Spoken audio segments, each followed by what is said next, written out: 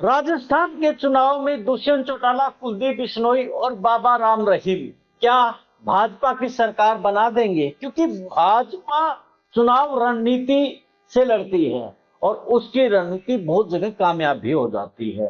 तो जिस प्रकार से राजस्थान में पूरे कांटे की टक्कर बताई जा रही है, तो वही जो फौलादी सट्टा है वो कांग्रेस की सरकार भी बनाता नजर आ रहा है। कई सर्वे हैं जो कांटे की टक्कर दिखा रहे हैं, तो कुछ सर्वे हैं जो कि सरकार बनाते भी नजर आ रही है राजस्थान में। तो आज हम हरियाणा की राजनीति के दो दिग्गज और बाबा क्या राजस्थान की राजनीति में सरकार बीजेपी की बनवा देंगे? आज सबसे बड़ा सवाल यही है। और आप भी इस मसले पर आपकी राय कमेंट्स बॉक्स में दे दीजिए कि दुष्यंत चौटाला से लेकर के कुलदीप बिश्नोई और बाबा राम रहीम का जो प्रयोग राजस्थान की राजनीति में भाजपा ने किया है, वो प्रयोग सफल होगा या नहीं होगा। और इसके अलावा आप चैनल को फॉलो और शेयर के साथ सब्सक्राइब भी जरूर कर लें। सभी को नमस्कार, राम राम। मैं कुलदीप खंडेलवाल, दावी प्रेम मजदूर, हरियाणा न्यूज फ्लैश।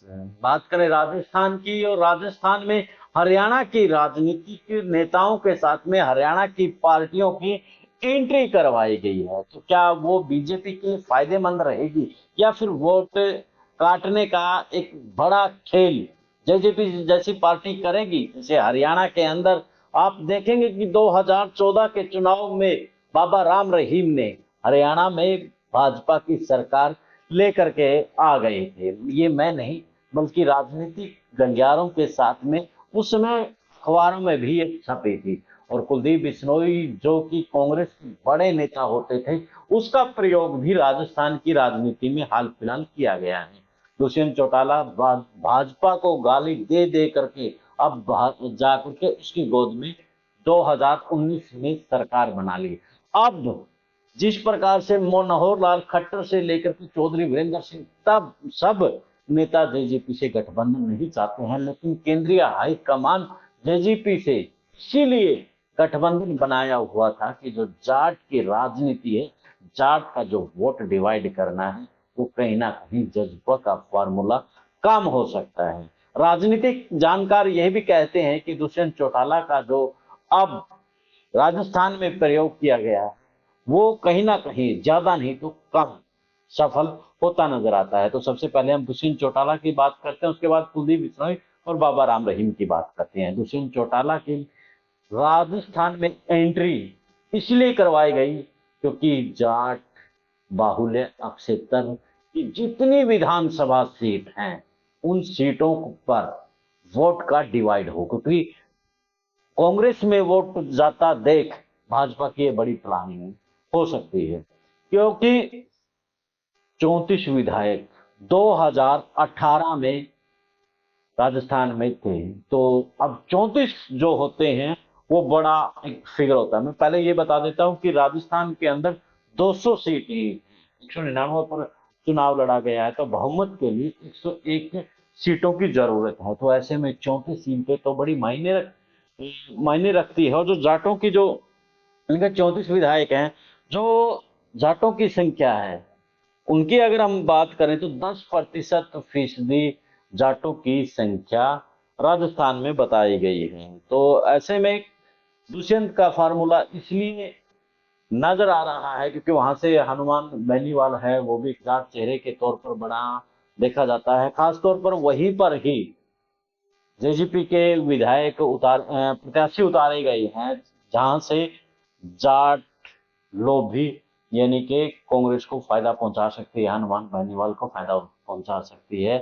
तो ऐसे में क्या दुष्यंत चौटाला का फार्मूला कामयाब होगा या नहीं होगा, ये 3 दिसंबर को पता लगेगा। लेकिन रणनीति बीजेपी की बड़ी गजब की रही है। तो दुष्यंत चौटाला क्या अब हरियाणा के बाद राजस्थान में भी जाकर के बीजेपी के लिए संजीवनी का काम करेंगे या नहीं करेंगे, ये समय तय करेगा। उसके बाद बात करें कुलदीप बिश्नोई की, तो कुलदीप बिश्नोई भी कांग्रेस का बड़ा चेहरा था और पहले उन्होंने हजका पार्टी बनाई। उनके पिता हरियाणा के मुख्यमंत्री भी रही हैं, बड़े कदावर नेता रहे हैं कुलदीप बिश्नोई।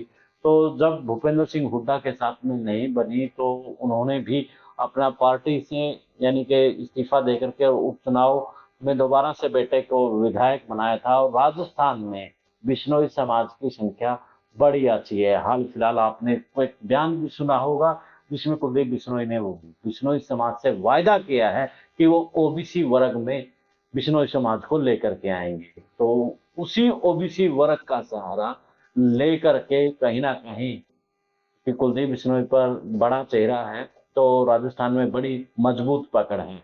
तो अगर बिश्नोई समाज की बात करें तो 37 विधानसभा सीटें ऐसी हैं जिस पर बिश्नोई समाज का बड़ा प्रभाव है। जो अगर हम जनसंख्या की बात करें तो 10 लाख के आसपास जनसंख्या बिश्नोई समाज की बताई गई है। इसके बाद बाबा राम रहीम की बात करें तो बाबा राम रहीम राजस्थान से ही जन्मे हैं। जिस सकते उन्होंने डेरा हरियाणा में सरसा में वो रहे हो, लेकिन राजस्थान का उनका जुड़ाव है क्योंकि वहाँ उनकी जन्मस्थली है। और लगभग 6 जिलों में उनका प्रभाव बताया गया और 20 से 30 ऐसी विधानसभा सीटें हैं जहां पर उनके समर्थक हैं, उनके भक्त हैं, तो वो भी बड़ा प्रभाव डाल सकते हैं। तो आप अगर पूरा जोड़ घटा गुणा भाग कर लीजिए कि जिस प्रकार से जो बिश्नोई समाज की जो लगभग 37 सीटें हैं और 34 विधायक जाट समाज के हैं और 20 विधायक 20 विधानसभाओं के ऊपर बाबा जी का प्रभाव है, इनके राम रहीम का प्रभाव है। तो ऐसे में बड़ी बात यही हो जाती है कि 60 के आसपास 20 70 के आसपास का जो आंकड़ा है वो कांग्रेस को हिलाने के लिए काफी है। तो क्या अब इसी फार्मूला को भाजपा कांग्रेस के खिलाफ चुनाव लड़ा था? अगर ये फार्मूला बीजेपी का कामयाब हो जाता है तो बीजेपी की सरकार आने से कोई रोक नहीं सकता है। खैर, सर्वे और आंकड़े फिलहाल कांटे की टक्कर बता रहे हैं, तो कुछ सरकार कांग्रेस की बना भी रही है। क्या रहेगा वो 3 दिसंबर को तो पता लगेगा। हाल फिलहाल आपको क्या लगता है कि राजस्थान में किसकी बन रही है सरकार? आप भी कमेंट्स बॉक्स में बताई दीजिए। खबरों के और विश्लेषण मुद्दों के साथ खास अपडेट के लिए आप विश्व प्रेम न्यूज और हरियाणा न्यूज फ्लैश को अभी फॉलो कर लें और शेयर कर लें ताकि सूचनाएं आपके सगे संबंधी मित्रों को भी मिल जाए। अब मुझे दें इजाजत, मिलते हैं एक नए वीडियो में फिर से। जिंदाबाद।